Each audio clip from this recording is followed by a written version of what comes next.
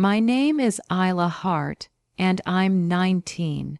Most people assume a quiet house means harmony, but they're completely wrong. Some silences hum not with peace, but with emptiness.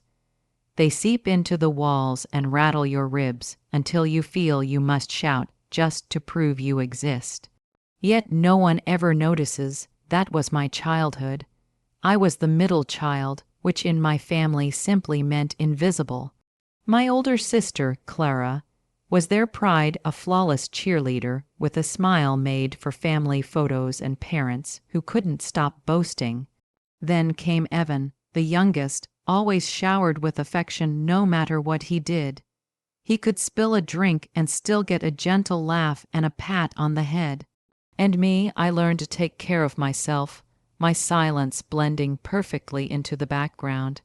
At 13, I thought maybe achievement could earn love. I brought home perfect grades. I cleaned my room until it shone, helped with chores, cooked dinner when Mom worked late, all hoping for a simple thank you, maybe a proud glance. But Clara got flowers for making the cheer squad. Evan got a shiny new game console for barely passing grades. My reward, the same as always, silence so thick it swallowed sound. Birthdays blurred together, sometimes a card, sometimes nothing. When I turned 17, they forgot entirely, claiming life was too busy. That night, I sat on my bed staring at my phone, waiting for a single message. None came. Their neglect wasn't loud or cruel, no yelling, no slammed doors, but the quiet ache of being unseen was constant. I cooked, cleaned, rode the bus, simply existed in the background. Eventually, I realized I could disappear for days and they wouldn't notice. The discovery didn't hurt. It simply confirmed what I had always known. Curiosity took over. On my 19th birthday, I stayed completely silent. No hints, no reminders. Breakfast came and went, nothing. Dinner passed, still nothing. Not a single happy birthday. That evening, I packed a small bag with the money I had saved from my part-time job at the cafe down the street. It wasn't much, just $800, enough for a couple of months, but it was all I needed. No slammed doors, no note. I simply walked away. The strangest part, my phone stayed quiet. No calls that night, none the next day, not even in the weeks that followed. At first, I checked constantly, convincing myself they needed time. Maybe they thought I was at a friend's house. But as days blurred into weeks, the silence remained. No messages, no questions, nothing. Surprisingly, that emptiness didn't break me. It freed me. If I could vanish so easily, maybe I had never truly belonged to them at all. That night, I made a quiet vow. If they couldn't look for me, I would never return. The first weeks alone weren't easy, but they were mine. I found a small apartment near the Riverside district, shared with Milo, a friend's acquaintance who needed help with rent. The floors groaned, the ceiling bore water stains, and the old heater coughed like it might give out at any moment. But the quiet here felt different, not sharp or lonely, just calm. For the first time, silence wasn't punishment. I could hear my own thoughts. I got a job at the Copper Spoon Diner, working breakfast shifts and filling in at night when someone didn't show. It was greasy, loud, messy, but it felt real. Hard work had meaning here. No one compared me to Clara or Evan. No one cared who I was related to. Only that I did my job and pulled my weight. For once, that was enough. That spring, I enrolled at Maplewood Community College. Financial aid covered part of the cost. The rest came from diner tips and long weekends powered by instant noodles. Exhausting, yes, but purpose pulsed through every fatigue-filled day.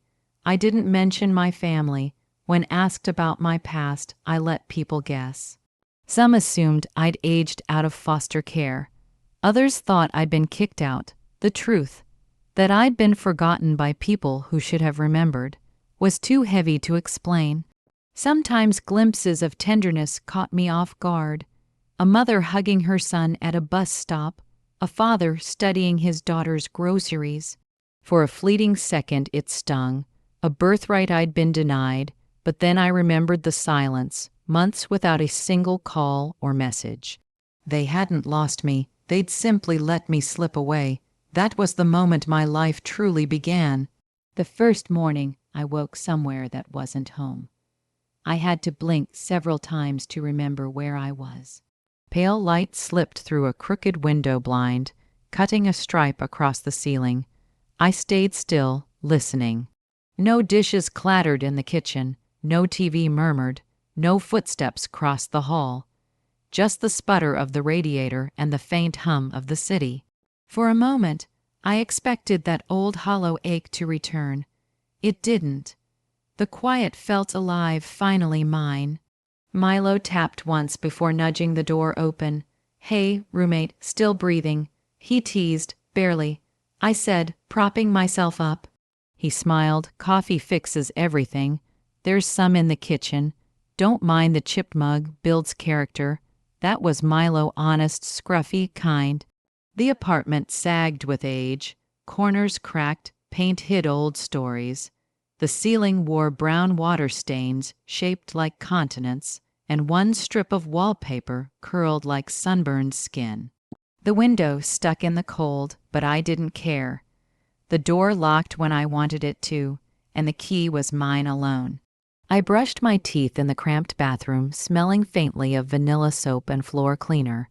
My reflection showed someone mid-change, messy hair, sleepless eyes, a sigh lodged in my chest. But beneath it, something new flickered, a calm that felt earned. That afternoon, I walked 2 blocks to the diner and landed a job on the spot. They didn't care about my thin resume or past. They just needed someone who could move fast, smile through the rush, and carry a bucket of iced tea without spilling. My first morning shift introduced me to Jax, the cook. Built like she could bench press the grill, with warm eyes that caught everything. The name didn't suit her, which somehow made it perfect. Rule 1. She said, flipping bacon with conductor. Like precision, treat table 13 like they're your favorite cousins. They tip like they've already forgiven you for something. She pointed to the corner booth. Rule 2. Don't burn the toast, or Ronan will torch your paycheck. Ronan, I asked as the owner appeared, ledger under one arm, pencil behind his ear. Toast is sacred. He muttered, and numbers from him, gospel. I learned fast. How to slide eggs onto a plate without breaking yolks. Keep coffee topped off, and treat my section like a tiny shrine. Months passed, smelling of fryer oil, sneakers squishing with mop water that never dried. It wasn't glamorous, but it was honest. Work in, reward out. At night, I collapsed onto a second-hand futon I'd bought online for $1.55. Through the thin wall, Milo's guitar drifted softly, lazy, aimless notes filling the silence. He wasn't much of a talker, which suited me fine, but his quiet kindness showed up in small ways. A washed mug left to dry, a scribbled fridge note. That spring, I started at Maplewood Community College, a cluster of low, plain buildings full of people trying to restart something. Everyone carried more than books, second jobs, toddlers, aging parents, unfinished dreams. Showing up was the real accomplishment. I took intro comp sci, statistics, and an early morning gen ed in a room, smelling faintly of peppermint and carpet glue. Each subject had its own notebook, handwriting tight and precise, with a color-coded calendar that looked like stained glass on my phone.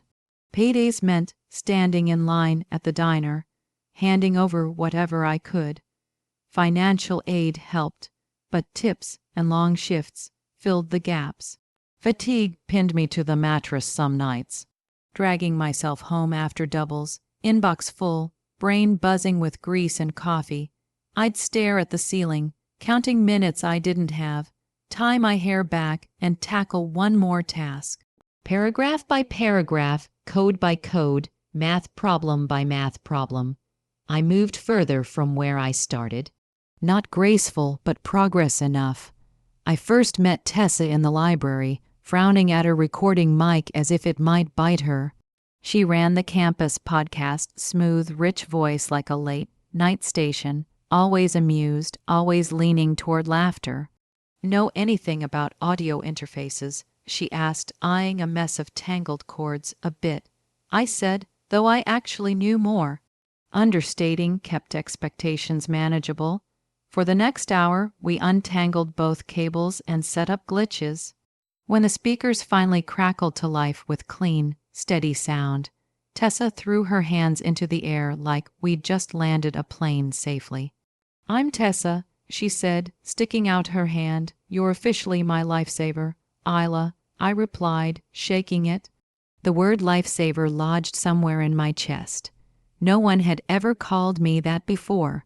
I'd always been the quiet one, the girl who showed up, kept her head down, and handled whatever needed doing without being asked.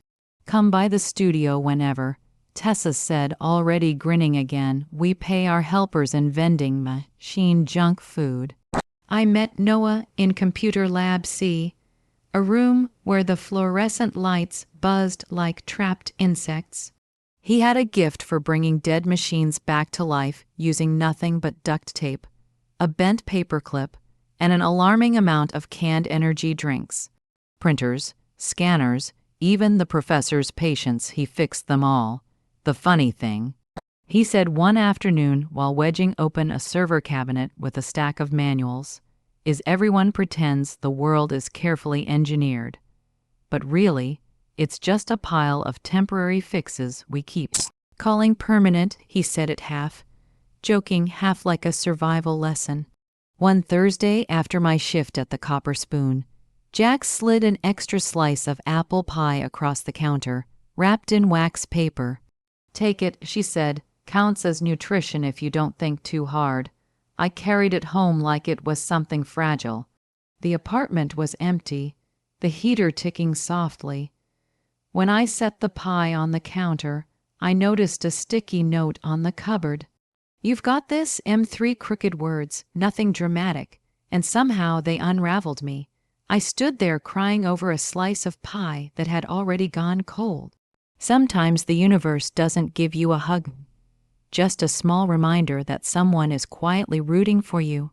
Every now and then, the old ache resurfaced, a mother kneeling to tie her daughter's shoe, a father in the checkout line choosing the pricier cereal just to see his kid grin. I'd catch myself watching too long, then look away, embarrassed by the sting. I didn't want to become bitter toward kindness just because it passed me by. I wanted to recognize it, maybe even learn how to create my own. When people asked about my family, I kept it vague. "We don't really talk," usually ended the conversation. While others traded holiday stories, I filled the space with diner chaos and Jax's unbreakable rules about toast. I got good at asking questions, safe ones, better than the questions I hoped no one would aim at me. "Where are you from? Why did you leave? Did you try to fix it?"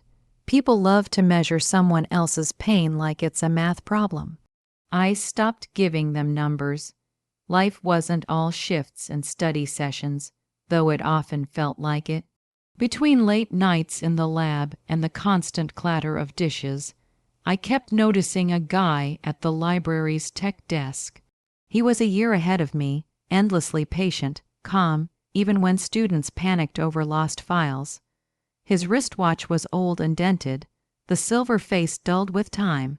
When printers jammed or logins failed, he never scolded. He just fixed things quietly, like he believed they could be fixed. One afternoon, he leaned over my desk and asked softly, "What were you trying to do?" Then, "Let's figure it out together." His name was Elliot. I didn't know much about him back then, only that his attention made you feel less foolish for needing help. I wasn't looking for anything, but sometimes our eyes met, and I was always the first to look away. As summer faded into early fall, the apartment adjusted in its own way. Drafts crept in through the windows, so Milo and I stuffed old towels into the gaps. The heater grew louder, almost companionable in its stubborn rhythm. I found a pair of thrift store mittens for $3 and learned that deep pockets can hold more than hands. They can hold a life. Milo and I became a sort of almost family, splitting grocery bills like kids playing house. We argued playfully over cereal brands, pretending to stand our ground, then quietly slipping each other's favorites into the cart when the other wasn't looking. After late dinner shifts, I'd walk home through the cold with my earbuds in, the air sharp enough to taste. Streetlights blurred into constellations over wet pavement. Sometimes I imagined my parents' house at that same hour, the TV murmuring, dishes drying, hallway lights glowing for people who never noticed I'd stopped walking those halls. I wondered if they ever felt the shape of me missing. The thought came softly, kindly.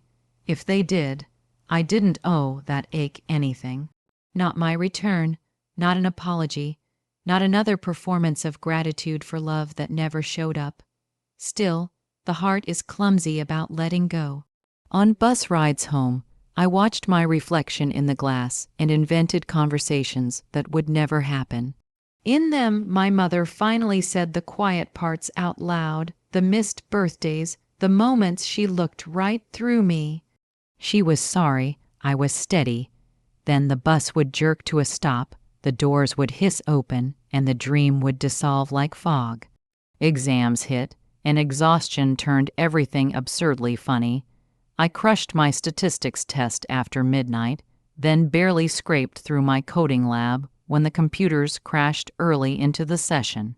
Noah revived them like a magician, but not fast enough to save my work. Jax celebrated my passing grade with a pancake the size of a serving tray. "Tell the world to watch out," she said, flipping another. "You're a quiet freight train. By the time they notice you, you'll already be gone." The lines stayed with me.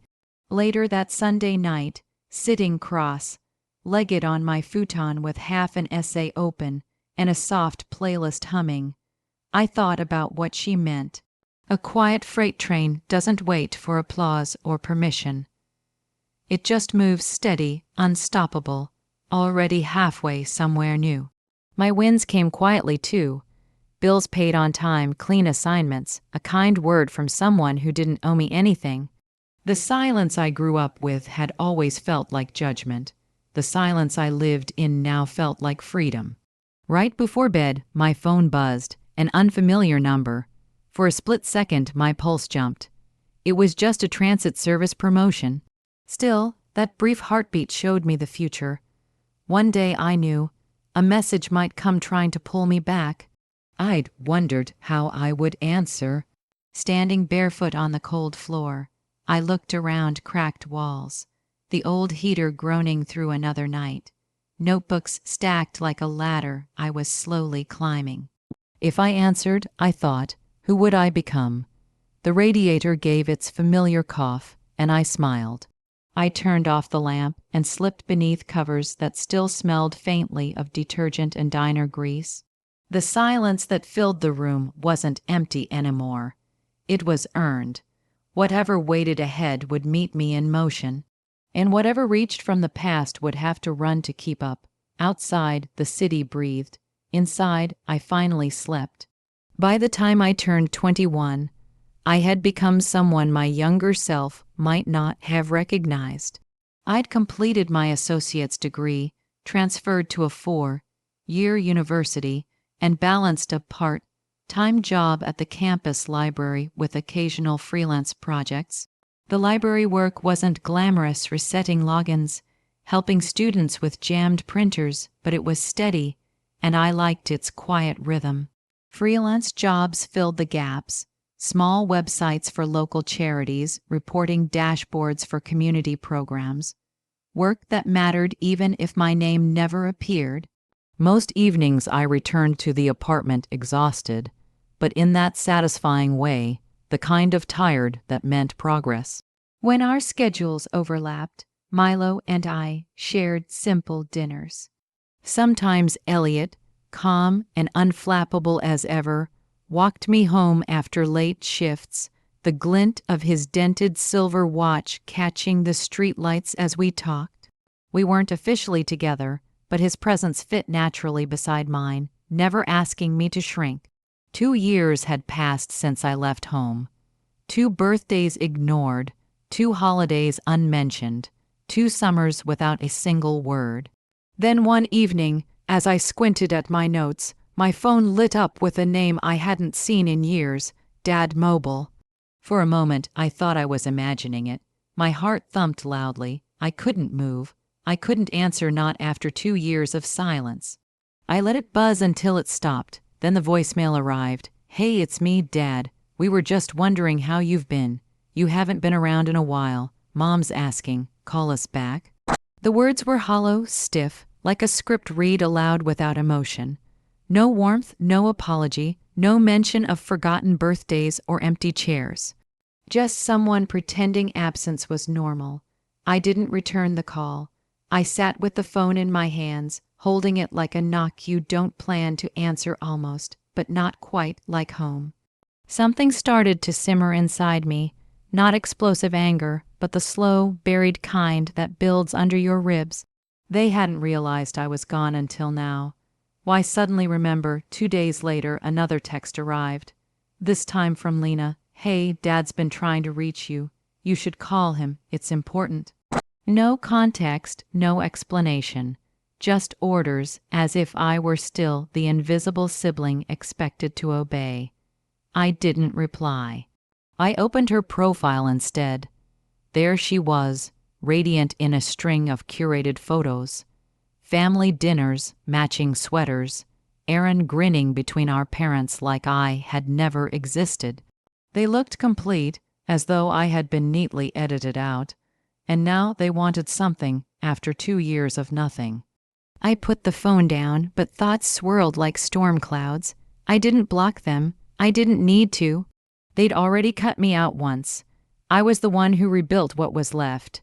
Still, the question lingered like smoke I couldn't breathe past. What did they want? It couldn't be me, not anymore. That night I dreamed of the old house. The dining room door opened, my chair waiting, untouched as if for a ghost. When I stepped forward, it vanished. The rest of them kept laughing, eating, raising glasses as if I'd never existed. I called out, but my voice didn't reach them. I woke to a damp pillow. 2 days later, another message arrived from Dad, a blurry photo of the house, cheap and distant, like a postcard from a place that no longer held me. I deleted it without opening. Nostalgia wouldn't reel me back. That wasn't home. I wasn't lost. I had just stopped waiting to be found. Something restless remained. Elliot noticed it before I said a word. We were crossing campus, snow crunching beneath our shoes. "You've been quiet," he said softly, quieter than the snowfall. "It's nothing." I started, then hesitated. His expression was calm, patient, the kind that gave space instead of questions. "My dad called," I admitted finally. "First time in 2 years. He slowed, looking ahead. "What did he say?" He asked how I've been. I said, a hollow laugh escaping. Like I forgot to come home one weekend. He didn't correct me. He just slid his hands into his jacket pockets and matched my pace. I stared at the white flakes melting against my coat. "I don't think they want me back," I whispered. "They want something, but I don't know what yet." Elliot said nothing. He didn't have to. The silence between us wasn't the old kind that hurt. It was the kind that held space while snow fell. I shoved my hands deeper into my coat pockets, trying to hide the tremor. For the first time since leaving, the old dread stirred. The one that whispered no distance could ever outrun their shadows. I didn't know if I was ready for whatever they needed. By Friday, the messages had piled up like unopened mail. Dad's stiff voicemails, Lena's vague nudges, all circling the same hollow point. No apology, no explanation, just abrupt urgency, as if 2 years of silence could be erased with "now you have to come." At first, I ignored them, but curiosity has sharp teeth. I wanted to see how long they'd keep reaching before saying something real. something resembling remorse. Those words never came. Then one final message, "We should talk. 1 hour, please." I agreed, not for reconciliation, but for answers. I picked a cafe halfway between my world and theirs. Public, quiet, neutral.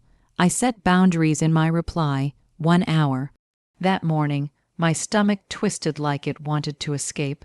Elliot noticed as we crossed the library lobby. "You sure you're ready?" he asked. "I'm not sure at all."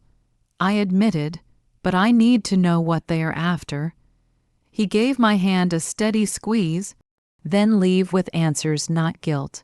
When I walked into the cafe that afternoon, the aroma of roasted coffee beans hit like a wave, grounding, nauseating, unavoidable. I saw him immediately. Dad looked smaller, the years settling into him. Hair grayer, shoulders rounded as if carrying regret without knowing where to set it down. I didn't stand. I stayed where I was, earbuds hanging around my neck, forcing him to make the first move. He hesitated, caught somewhere between a smile and an apology, then settled on a strained grin.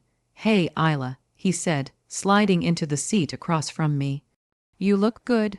I nodded slightly, silent. He ordered coffee. I didn't. I laced my fingers together on the table and waited. "It's been a while," he said. "1 while, 2 years of absence, I thought. We were surprised when you left," he continued. "You didn't say anything." The word surprised hit like a slap. I disappeared for 2 years, and that was their takeaway. Surprise, he shifted uneasily. "We thought maybe you were staying with a friend," he added quickly. Then months passed, and it got harder to reach out. That was it, their excuse for vanishing. He continued, piecing together scraps of family nostalgia like proof of something real. Lena's busy schedules, Aaron missing me in his own way. Every word sounded scripted for someone else. Someone who hadn't already learned what it felt like to stop waiting.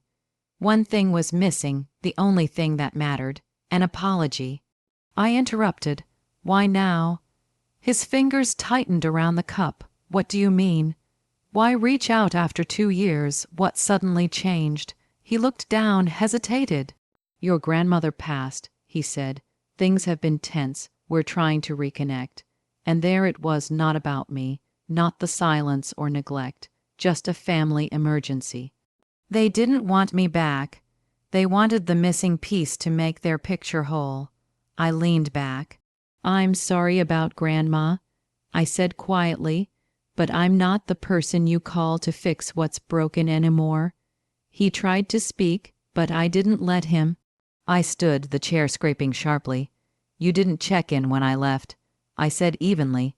"You didn't ask if I was okay. So no, I'm not here for closure.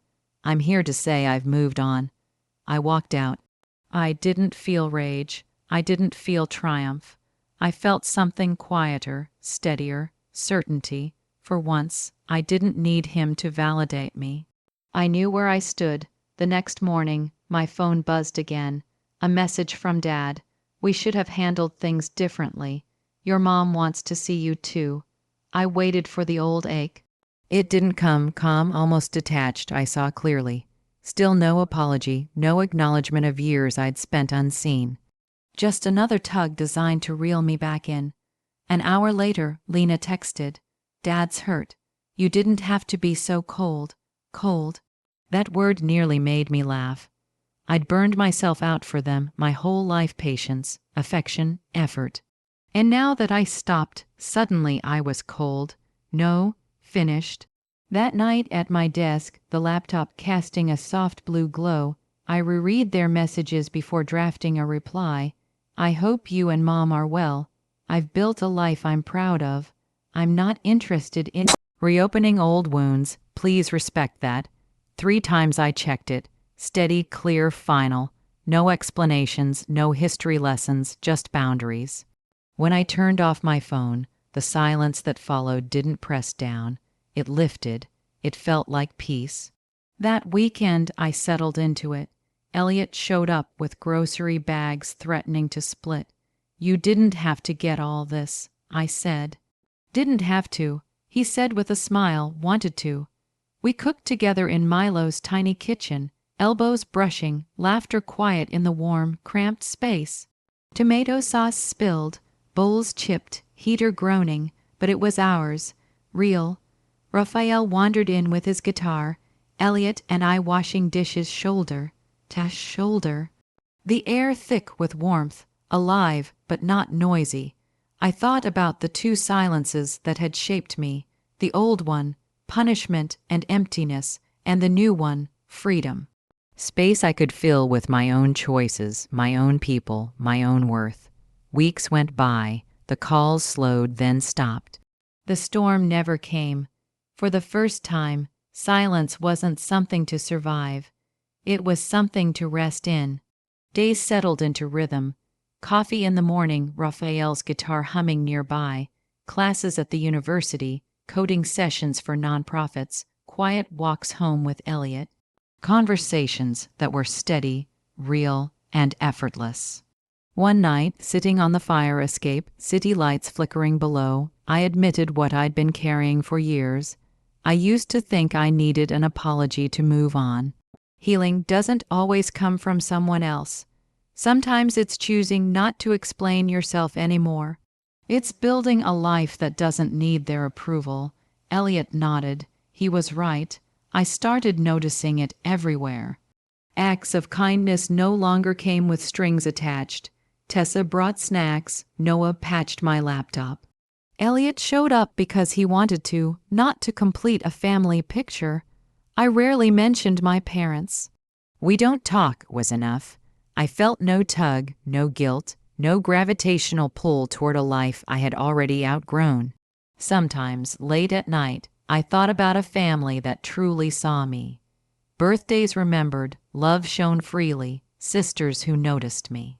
Then I'd look around, a warm kitchen, a degree almost finished, a future built with my hands. I wasn't defined by what I missed.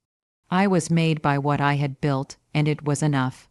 Lena's posts still appeared sometimes, holiday dinners, smiling faces, polished family images. I didn't feel anger, not resentment, just distance, familiar shapes blurring in the landscape, fading the farther I went. I hadn't walked away to wound them. I had walked away because I deserved more than invisibility. I found it in the quiet, deliberate choice of no longer waiting for apologies, validation, or proof.